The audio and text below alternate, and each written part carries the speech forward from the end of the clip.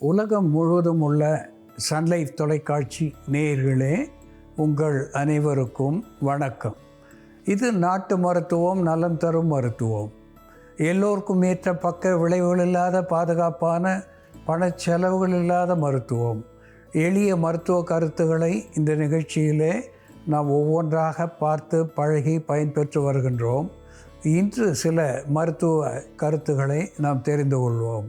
இந்த தேள் என்று சொல்லுகின்ற நிலையிலே அது கொட்டினால் அதிகமான வலி, எரிச்சல், வீக்கம் இவற்றையெல்லாம் நாம் அனுபவிக்கின்ற நிலையை பார்க்கின்றோம். இந்த தேள் என்பது நம் இல்லத்திலே நம்மை அறியாமல் எங்கேனும் இருக்கக்கூடிய மிக சாதாரணமாக இருக்கக்கூடிய ஒன்றுதான். இது எப்போதாவது கொட்டி விடும்போது நமக்கு வேதனை அதிகமாகிறது. அப்படி கொட்டிய போது தேங்காய் பாலை எடுத்து அதனோடு நாட்டு சர்க்கரை சேர்த்து உள்ளுக்கு பருகச் செய்வதனாலே உடனடியாக அந்த தேளுடைய கொட்டு, அதனாலே ஏற்பட்ட வலி என்பது தணிந்து போகும் என்பதை சுட்டிக்காட்ட விரும்புகின்றேன். அது மட்டுமல்லாமல் இந்த தேங்காய் பாலும் நாட்டு சர்க்கரையும் உள்ளுக்கு பருகுகின்ற நிலையிலே உறுப்புகளுடைய புண்களை ஆற்றக்கூடியதாகவும் உடலுக்கு புத்துணர்ச்சி தரக்கூடியதாகவும் விளங்கும் என்பது உண்மை. அன்பான நேயர்களே, ஃபிலாந்தஸ்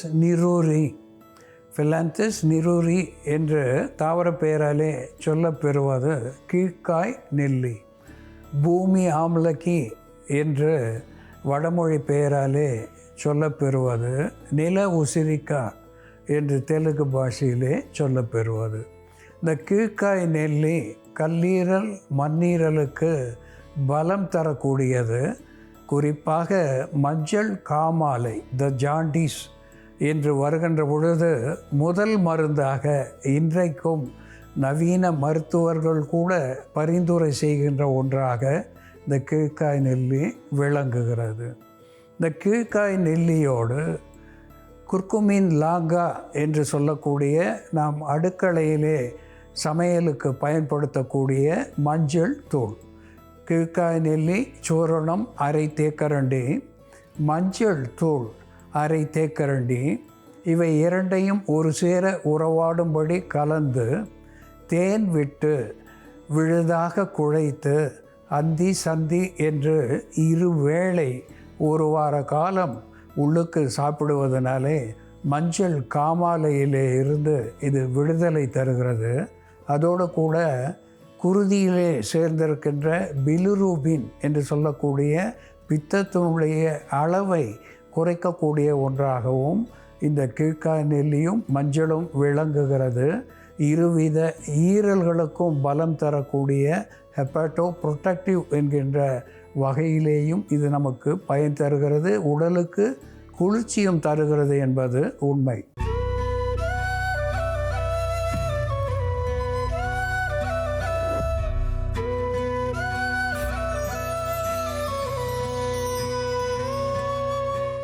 அன்பான நேயர்களே, ஒரு ஆளுக்கு ஆடை அழகு. அது மட்டுமல்லாமல் தோல் என்பது உண்மையான அழகை தரக்கூடியது. அவர்களுடைய ஆரோக்கியத்தை வெளியே காட்டக்கூடிய ஒன்று தோல். அந்த தோலினுடைய தன்மையை வைத்து அவர்களுடைய குருதி எந்த அளவுக்கு சுத்தமாக இருக்கிறது, எந்த அளவுக்கு ஆரோக்கியமாக அவர்கள் இருக்கிறார்கள் என்று நாம் தெரிந்து கொள்ளலாம். அந்த அளவுக்கு தோல் மிக முக்கியமான ஒன்றாக, தோலும் கழிவுகளை வெளித்தள்ளக்கூடிய ஒரு கழிவு உறுப்பாக நமக்கு பயன் தருகிறது. வியர்வை மூலமாக பல்வேறு உப்புக்களை அது வெளித்தள்ளுகிறது, அழுக்குகளை வெளித்தள்ளுகிறது. அந்த தோல் ஆரோக்கியமாக இருக்க வேண்டும். அந்த தோலிலே ஆரோக்கியம் குறைகின்ற பொழுது இந்த ஃபங்கல் இன்ஃபெக்ஷன் என்று சொல்லக்கூடிய பூஞ்சை காளான்களுடைய தொற்று அங்கே அதிகமாகிறது. இந்த ரிங்வார்ம் என்று சொல்லக்கூடிய படை, தேமல், சொறி, சிரங்கு, சொரியாசிஸ் முதலான நோய்கள் தோலை பற்றி வருகிறது. இப்படிப்பட்ட நிலையிலே சைனோடான் டாக்டிலான் என்று தாவர பெயராலே சுட்டப்பெறுவது, அருகம்புல் என்று தமிழிலே சொல்லப்பெறுவது தூர்வா என்று வடமொழி பெயரை பெற்றிருக்கிறது. இந்த அருகம்புல் ஒரு ஸ்டிப்டிக் அமஸ்டேட்டிக் என்கின்ற மருத்துவ குணத்தை பெற்று குருதியை கட்டச் செய்யக்கூடிய ஒன்றாக திகழ்கிறது. அதோடு கூட குருதியை சுத்திகரிக்கக்கூடிய உள்மருந்தாகவும் இந்த அருகம்புல் விளங்குகிறது. அருகம்புல் சாற்றை வெறும் வயிற்றிலே ஒரு அவுன்ஸ் அளவுக்கு அன்றாடம் பருகி வருகின்ற நிலையிலே பல்வேறு நோய்களிலே இருந்து விடுதலை தருகிறது. அதிகமான புரத சத்துவத்தையும் அருகம்புல் நமக்கு தருகிறது. குருதி சுத்தியையும் தருகிறது.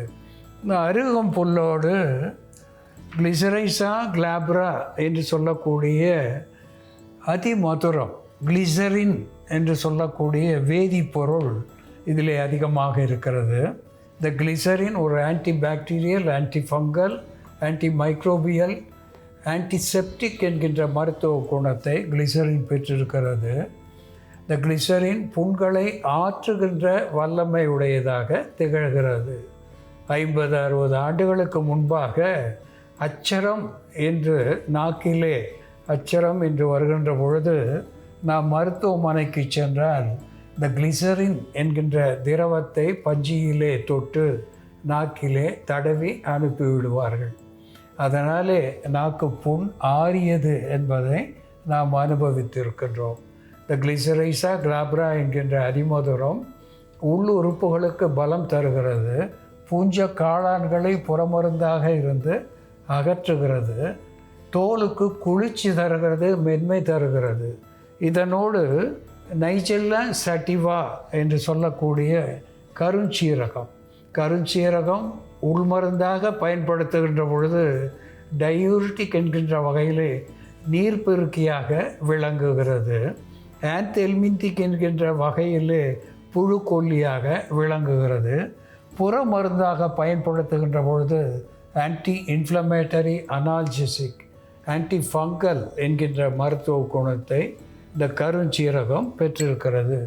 இதனோடு இங்கே புங்கன் எண்ணெய், புங்கன் நெய் என்று சொல்லுவார்கள். பொங்கேமியா பின்னட்டா என்ற தாவர பெயராலே சுட்டப்பெறுவது புங்கன் எண்ணெய் ஒரு anti fungal, anti microbial, anti inflammatory, analgesic, anti viral என்கின்ற மருத்துவ குணத்தை பெற்று பல்வேறு உள்நோய்களையும் சரி வெளிநோய்களையும் சரி போக்கக்கூடியதாக திகழ்கிறது.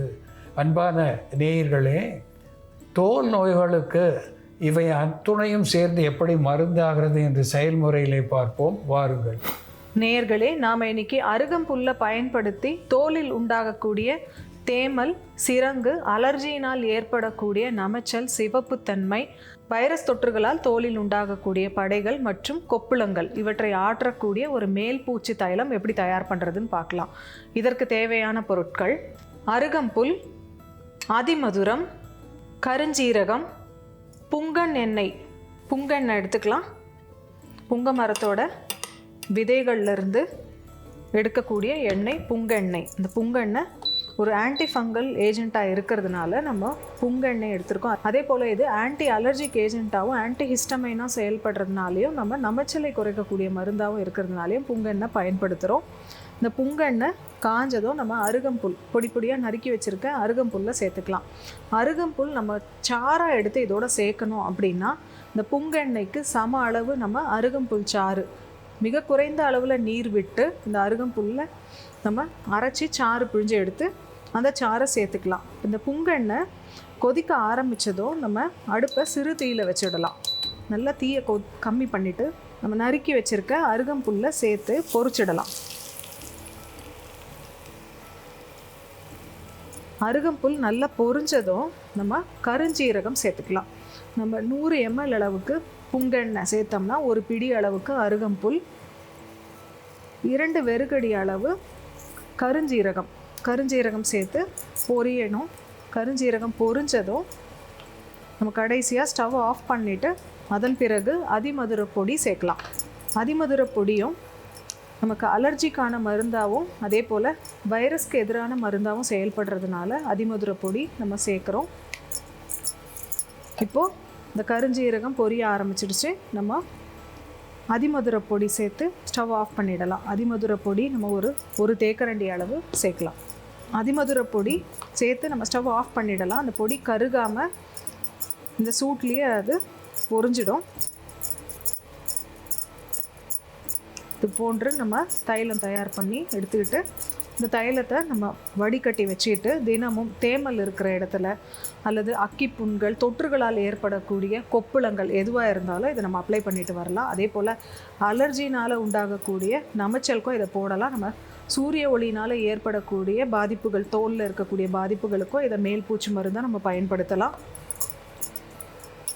இந்த தைலம் இப்போது தயாராகிடுச்சு. இதை எடுத்து வடிகட்டிடலாம். நம்ம தேமல் இருக்கும் பொழுது வெளிப்பூச்சி மருந்தாக இதை பயன்படுத்திட்டு வைரஸ் சுத்தப்படுத்தக்கூடிய மருந்துகள், குறிப்பாக பேதிக்கான மருந்தோ அல்லது நாக்குப்பூச்சிகளை வெளியேற்றக்கூடிய மருந்துகளோ நம்ம உள்ளுக்கு எடுத்துக்கிட்டோம்னா சீக்கிரமாக நமக்கு நிவாரணம் கிடைக்கும்.